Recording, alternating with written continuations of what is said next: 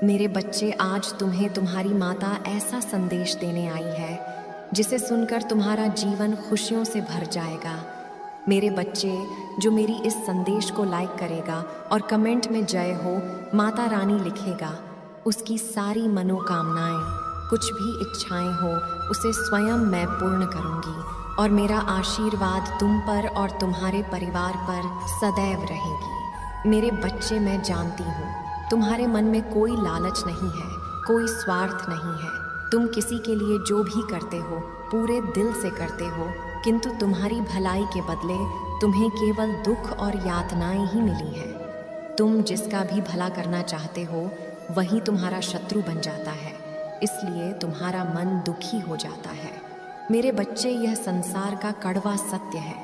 यदि तुम किसी के लिए 100 अच्छे कार्य करोगे तो लोग भूल जाएंगे, किंतु यदि तुमने एक भी गलती कर दी तो तुम्हारी 100 अच्छाइयों पर भारी पड़ जाएगी। मेरे बच्चे, भलाई भुला दी जाती है और बुराई सदैव स्मृति में बनी रहती है, इसलिए लोगों को देखकर अपना मन छोटा मत करो। मेरे बच्चे, अपनी माता के लिए इस संदेश को अभी लाइक करके चैनल को सब्सक्राइब कर दीजिए और कमेंट में I love you Mata Rani लिख दीजिए।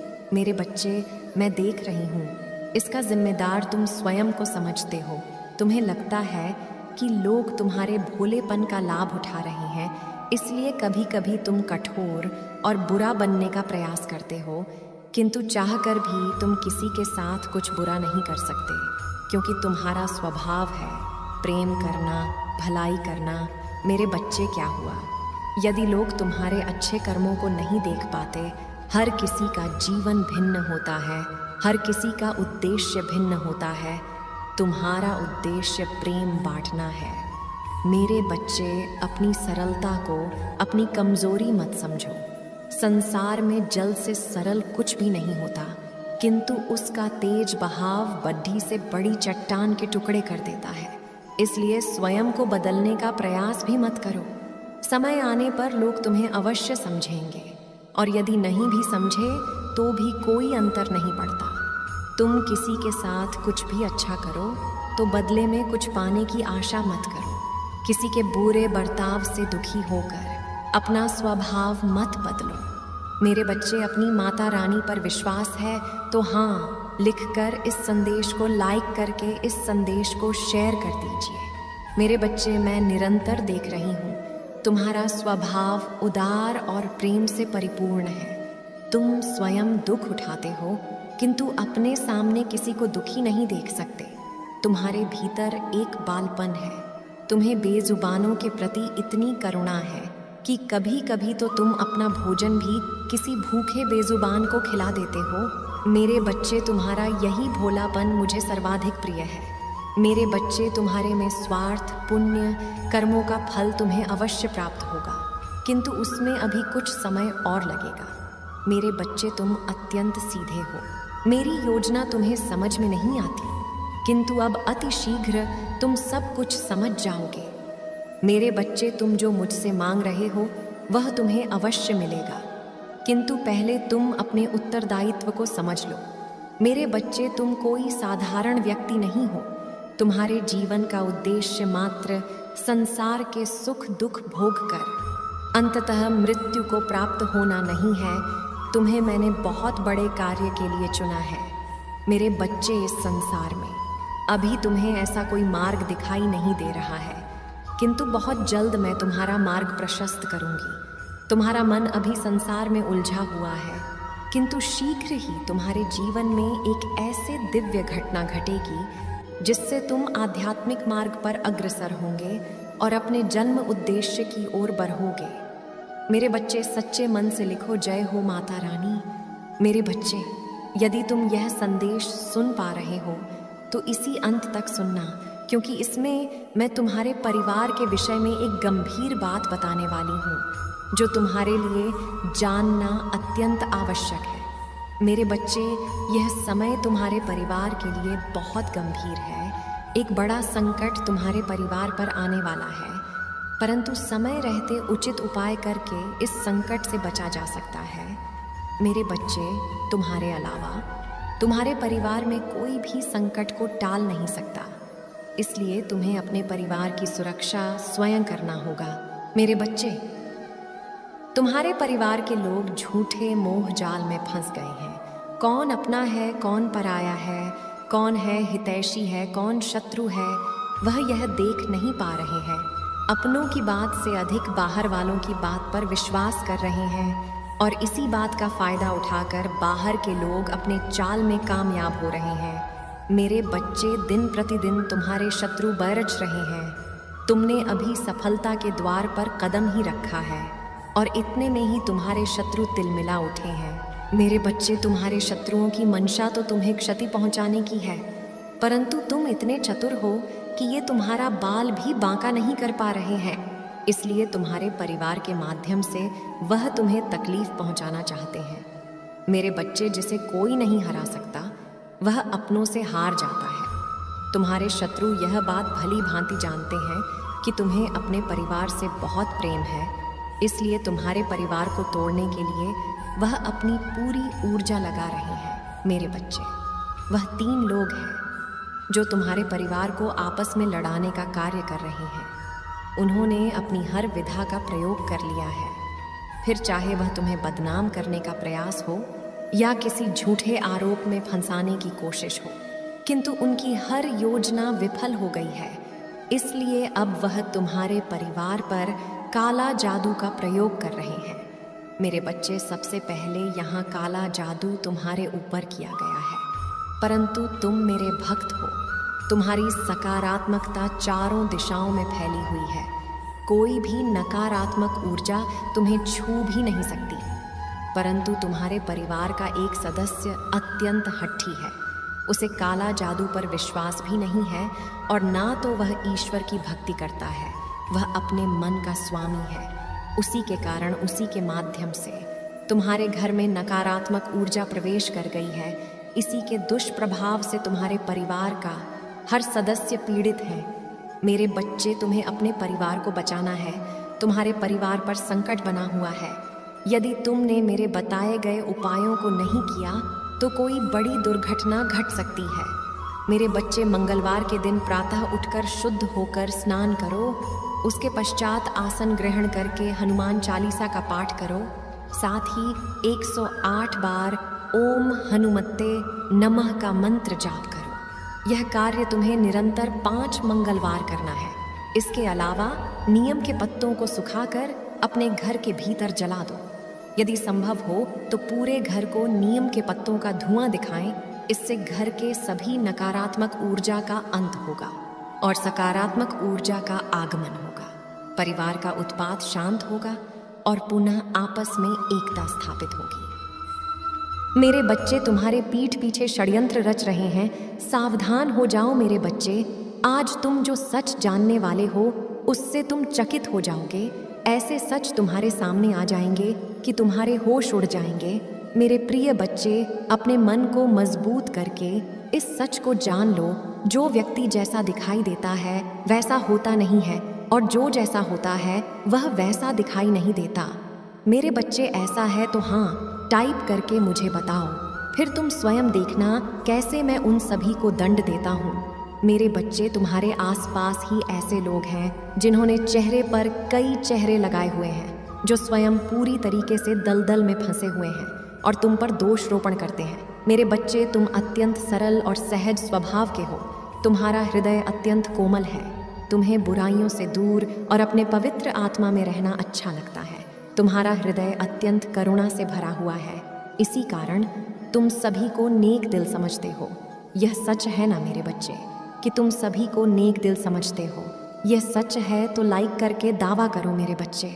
मेरे बच्चे, किंतु शत्रु तो तुम्हारे आसपास से ही बैठे हुए हैं, जो प्रतिपल षड्यंत्र रच रहे हैं। मेरे प्रिय, अब समय है जब की वास्तविकता तुम्हारे सामने आ जाएगी। सबके नकाब उतर जाएंगे, कौन तुम्हारा अपना है और कौन तुम्हारा शत्रु, और तुम हैरान रह जाओगे। अभी से अपने मन को मजबूत कर लो, क्योंकि उन पापियों का पर्दाफाश होगा जो तुम्हारा आहित चाहता है। अगर आप भगवान को मानते हैं तो इस चैनल को सब्सक्राइब करें। मेरे प्रिय, तुम्हें नीचा दिखाने वाले स्वयं नीचे गिरने वाले हैं। जिन्होंने तुम्हारा बुरा चाहा वही बुरा उन पर हावी होगा। मेरे प्रिय, जब कोई व्यक्ति ईश्वर के प्रति संपूर्ण समर्पण के साथ उन लोगों को भी क्षमा कर देता है जिन्होंने उसे अत्यंत पीड़ी देते हुए गिराने का प्रयास किया हो, तो थोड़े समय बाद ईश्वर उन लोगों को इस प्रकार नीचे गिराते हैं कि वह पुनः उठ ना सके। इसीलिए सत्य परमात्मा के न्याय पर विश्वास करना चाहिए, जो भले ही थोड़ी देर से किंतु बहुत सटीक होता है। मेरे बच्चे, 444 अंक टाइप करके मुझे बताओ कि किसने तुम्हारे साथ गलत किया है। मेरे प्रिय, सावधान रहो, कौन मित्र है कौन शत्रु यह नहीं कहा जा सकता है। तुम्हारा हितैषी बनकर तुम्हारे पास रहने वाले ही तुम्हारे लिए प्रतिपल षड्यंत्र कर रहे हैं। इसीलिए किसी पर आंख बंद करके विश्वास मत करना, क्योंकि जो दिखता है वह होता नहीं। मेरे बच्चे, आध्यात्मिक अभ्यास बढ़ा दो, स्वयं से और जुड़ने का प्रयास करो। शीघ्र ही तुम्हें न्याय मिलने वाला है। न्याय की डोर स्वयं मैं अपने हाथ में लेने वाला हूँ। एक एक करके सभी के सत्य तुम्हारे सामने उजागर हो जाएंगे।